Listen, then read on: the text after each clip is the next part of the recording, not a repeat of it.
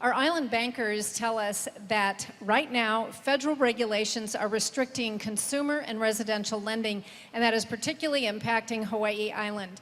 So to make it clear what we're talking about, it's the law called the Ability to Repay and Qualified Mortgage Requirements, part of the Dodd-Frank Act.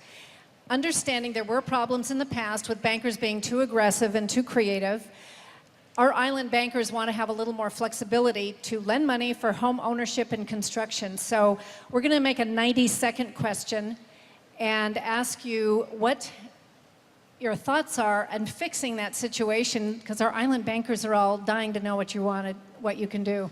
90 seconds. Well, thank you for the question, and let me take it from the perspective of people who need loans. I know our banking community wants to make loans, and yet some of the standards, the ratios that are required, make it very, very difficult for them to actually extend the capital because of the federal regulations. These federal regulations were designed to prevent bad actors on Wall Street from doing bad things, but they also apply to our local banks who are trying to give people home loans. And because of the cost of housing, and because of the cost of living overall, sometimes our ratios are not what you would hope to show to a regulator. And so our local bankers are oftentimes willing to take on just a tiny bit more risk and extend a home loan if they see that somebody, in their judgment, is creditworthy.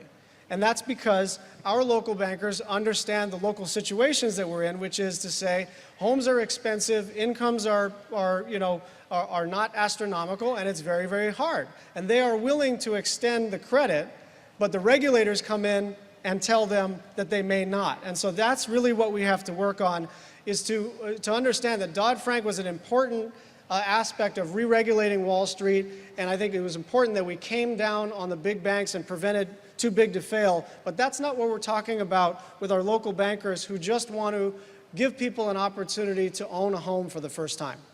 Thank you very much, Mr. Schatz. Ms. Hanabusa, do I need to repeat, or you got it? No, I think I got it. 90 seconds.